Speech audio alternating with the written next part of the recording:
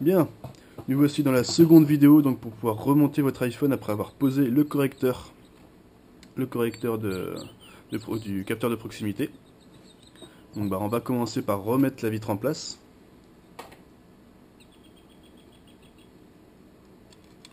Hop.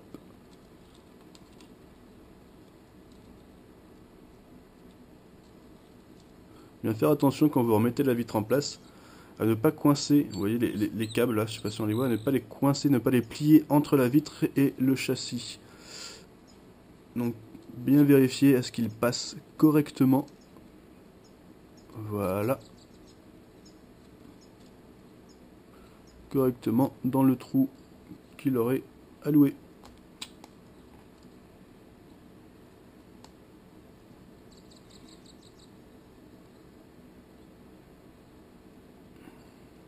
Voilà, donc là en remontant la vitre, vu que moi je n'ai pas desserré complètement les vis et que les rondelles sont toujours en place, en fait concrètement, je vais vous montrer un petit détail, là sur la vitre vous avez ici des extensions métalliques. Il faut que quand elles soient rentrées, elles se trouvent juste derrière la rondelle, et bien entendu la vis. Donc voilà, si la rondelle est passée de l'autre côté de l'armature et qu'elle n'est pas entre l'armature et la vis, vous ressortez l'armature, la vitre de l'armature, vous tapotez un petit peu histoire de tasser les rondelles dans le bas des vis et vous réemboîtez.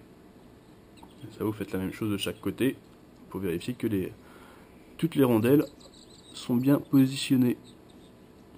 Là j'ai un petit doute sur celle-là. Ouais. Hop, on va la sortir un petit peu.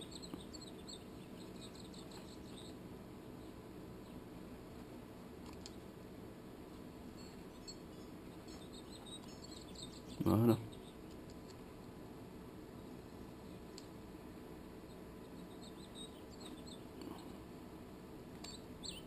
Parfait. Donc maintenant on va pouvoir resserrer ces 6 vis.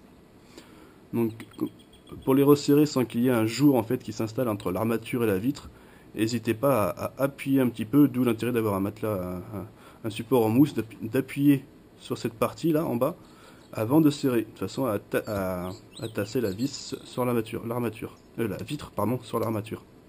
Et on vient finir le serrage tout en appuyant sur l'armature.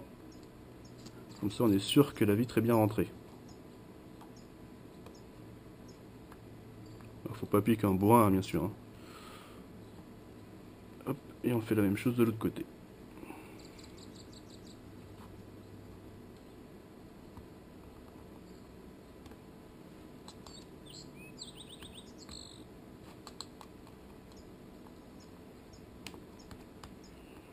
Voilà, alors avant d'aller plus loin, on va faire attention et vérifier que les câbles, une partie des câbles n'ont pas été coincés derrière entre la vitre et l'armature. En fait, concrètement, quand vous alignez les deux connecteurs comme ça, il doit y avoir entre les deux connecteurs une différence de hauteur d'à peine un tout petit millimètre.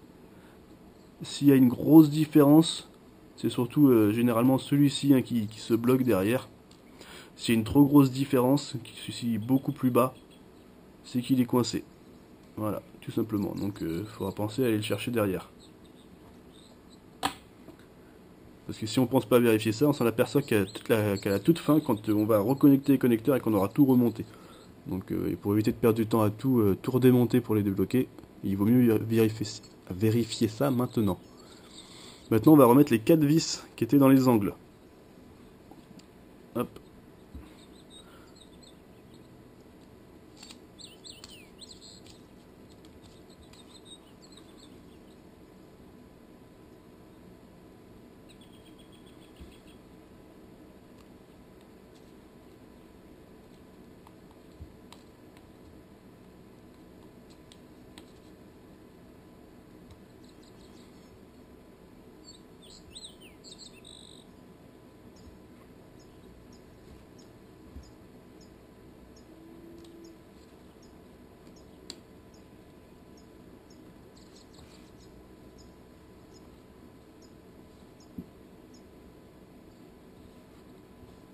Et la dernière.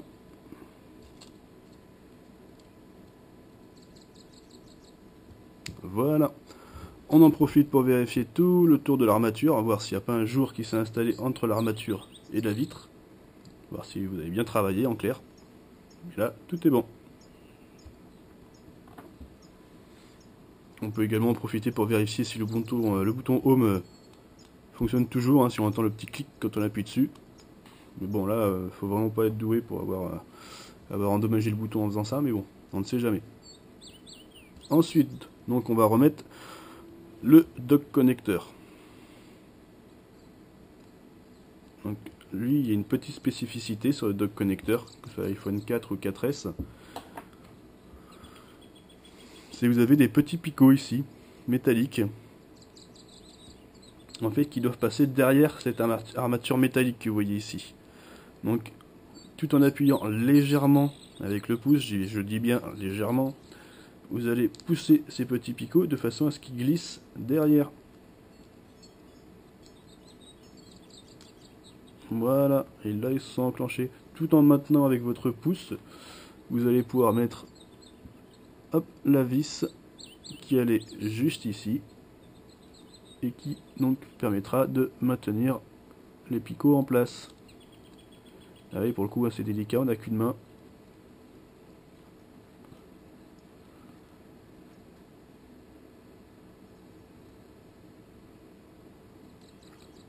Voilà.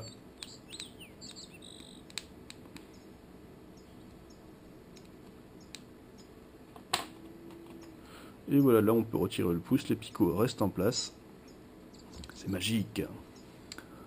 Ensuite, on va pouvoir repositionner la carte mère. Donc la carte mère, là ça va être un peu délicat, on va se mettre comme ça. Sur la carte mère, si vous ne l'avez pas perdu, vous avez ce petit embout en caoutchouc noir, hein, qui, entre guillemets, ça s'enlève très facilement, hein, donc bien faire attention à ne pas le perdre. Ce petit embout en caoutchouc noir a une utilité bien spécifique. Il empêche en fait à cette partie-là de la carte mère qui va venir s'appuyer sur les deux connecteurs qui sont respectivement donc la vitre tactile et le LCD, d'être sectionné en fait par cette partie-là qui pourrait être coupante. Enfin, vite fait, hein, ça coupera pas. Mais bon, ça évite d'abîmer les câbles. Ensuite, donc on va dégager l'emplacement en reculant les câbles. On va arriver comme ceci en biais. Voilà, on va rentrer la carte mère en place en faisant attention à ne coincer aucun connecteur en dessous, ni ici, ni celui-ci, et encore moins celui qui passe vraiment inaperçu et qui pour le coup lui est déjà passé en dessous, le petit connecteur rond là qu'on avait retiré au début de la vidéo. Voilà, qui lui est fragile, hein. On va vraiment faire attention à celui-ci, il est très fragile. Voilà, et là on a renclenché la carte mère. À ce moment là on peut déjà remettre le tiroir de la carte SIM, ça nous permettra de nous aider à maintenir la carte mère en place.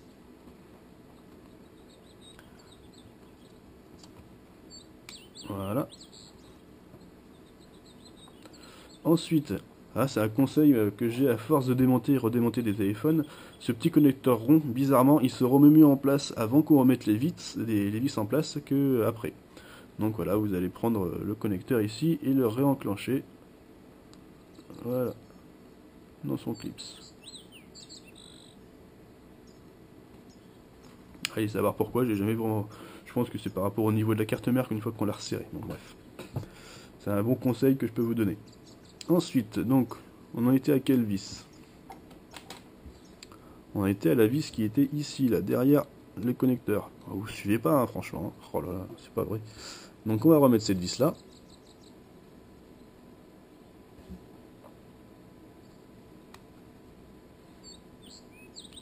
Voilà. Ensuite, on va remettre la vis qui était où? Elle était où la vis? Et voilà, bah encore une fois, vous suivez pas. Voilà, elle était là. Voilà. Bon. On la remet en place.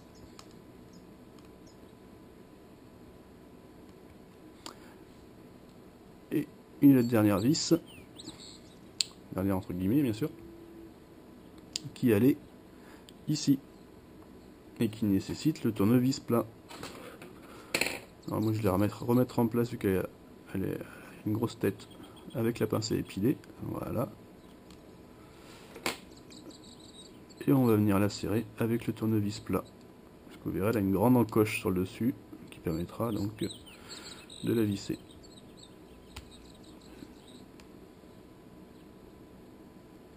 Tac. Ensuite, on va remettre ce connecteur en place. Donc vous le recollez, ou plutôt avant de le recoller, à nouveau un petit conseil, connectez-le avant. Que si vous le recollez et que vous l'avez recollé de travers, bah après vous ne pourrez plus mettre le connecteur, vous serez obligé de le redécoller à nouveau et ça va être galère. Donc vous réenclenchez le connecteur, voilà, et là vous rappuyez sur le câble pour le recoller.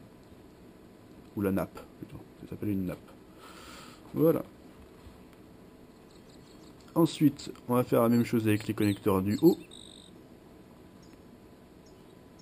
On va les réenclencher.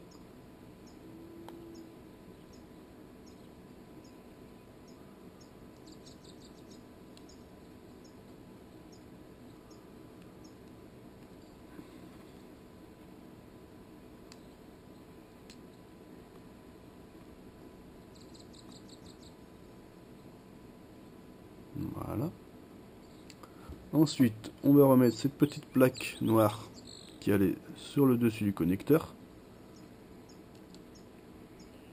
Voilà. Et alors là, donc, vous avez deux vis de taille différentes. Et oui, ça y est, ça commence. Donc, je vous les remets à côté ici. Vous allez prendre la plus petite des deux. Elle est assez facile à reconnaître, hein, elle est vraiment plus petite par rapport à sa copine. Et elle va venir se mettre ici, tout simplement parce que si on avait pris une vis plus grande, là bah, on allait tout simplement percer la carte SIM. C'est un peu emmerdant, hein, je vous laisse imaginer. Hop.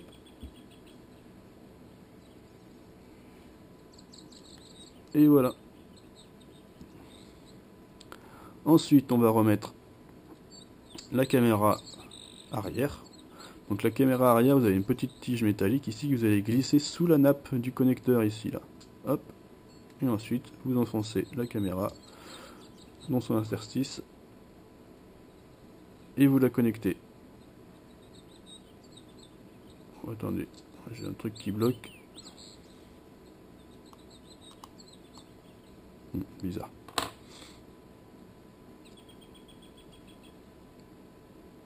Voilà, donc on la remet en place. Parfait. Et on enfonce le connecteur. Donc pour bien vérifier qu'elle est en place, on met l'iPhone de côté. Bien sûr, il faut qu'elle soit alignée avec le reste des composants. Si elle ressort un petit peu, c'est qu'elle n'est pas correctement mise.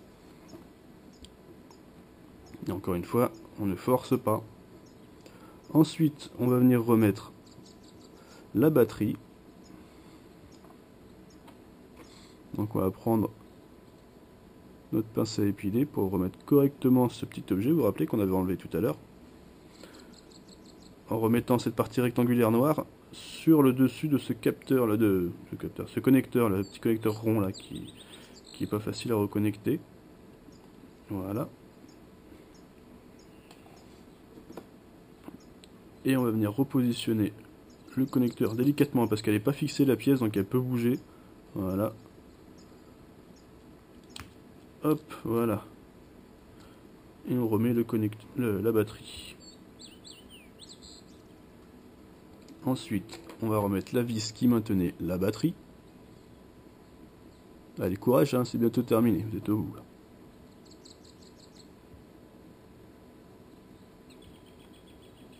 Voilà. Ensuite, on avait enlevé quoi d'ailleurs? Ah oui, on avait enlevé le vibreur. Donc on va remettre le vibreur en place. Donc avec la partie donc de la tête là qui tourne vers le bas de l'iPhone. De toute façon dans l'autre sens vous verrez bien ça loge pas, c'est comme les Playmobil, les Lego je veux dire. Et alors sur le vibreur vous avez une très grande vis, enfin très grande, hein, pour un iPhone c'est une très grande vis, et une toute petite. Donc la très grande vis elle va ici, à gauche.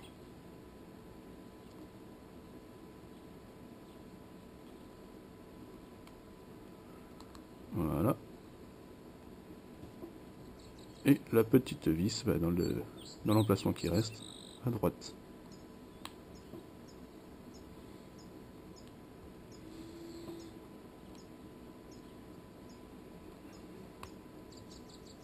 Voilà, on finit le serrage. Ensuite, on va remettre cette plaque noire. Donc la plaque noire, vous avez ici un petit clips, je vous le montre de plus près. Voilà, un tout petit clips ici, qui vient se remettre entre la batterie et la coque. Voilà. Et voilà, donc là vous inquiétez pas, c'est normal, hein, il y a un petit peu de jeu, c'est tout à fait normal. Ne vous inquiétez pas, vous n'avez rien fait de travers, il n'y a rien qui bloque. Ensuite, c'est là où ça devient amusant, c'est qu'il va falloir remettre toutes les vis en place. Les 5 vis, mais il n'y en a quasiment aucune de la même taille. Donc on va essayer de les différencier. Hop. J'ai réparti un peu au pif. On va déjà prendre la plus grande qui est facilement reconnaissable, que l'on va venir poser en haut. Voilà.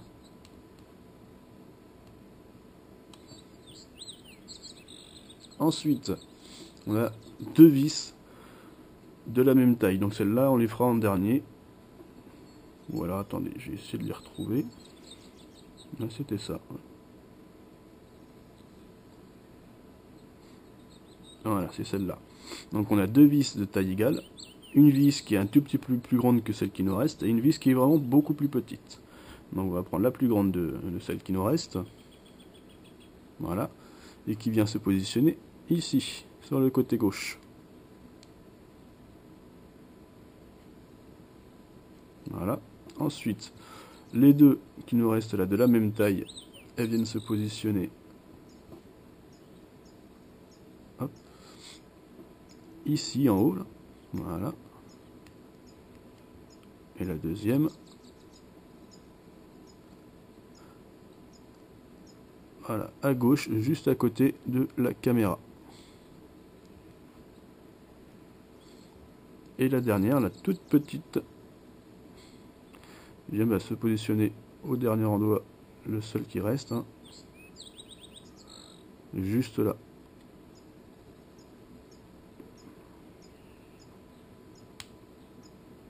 Voilà. Il ne vous reste plus qu'à remettre le capot, la coque arrière, l'appelez comme vous voulez. Donc on la repositionne légèrement en décalé, hein. Voilà. Et ensuite, hop, on glisse vers l'arrière pour la remettre. On vérifie qu'il n'y a pas de jour qui se soit installé entre la coque arrière et l'armature ici. Ça arrive très souvent quand ça rentre mal ou que c'est une nouvelle coque arrière. Et on vient repositionner les 2 vis qui allaient donc ici.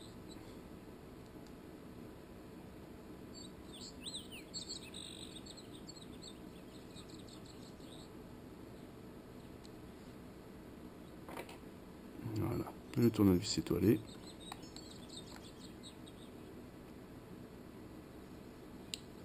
Donc à savoir que tous ces outils de précision, y compris le tournevis étoilé, se trouvent très facilement en vente sur internet, sur des sites comme eBay ou des sites professionnels qui vendent des pièces d'iPhone. Voilà. Ainsi que le tool en plastique, sauf la pince à épiler, ça c'est un accessoire personnel. Et puis bah, il ne vous reste plus qu'à tester en allumant l'iPhone, voir si vous avez fait du bon travail.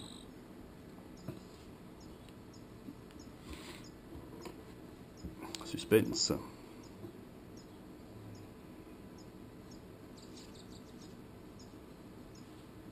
Donc à savoir que pour tester le capteur de proximité, vous n'êtes pas forcément obligé d'avoir un ami qui est prêt à décrocher, à ne pas décrocher son téléphone, et vous n'êtes pas obligé d'appeler quelqu'un. Hein. Je vais vous montrer une autre astuce qui permet de ne déranger personne. Si jamais, peut-être que vous n'avez pas de pote, hein, personne à appeler, ça arrive. Hein.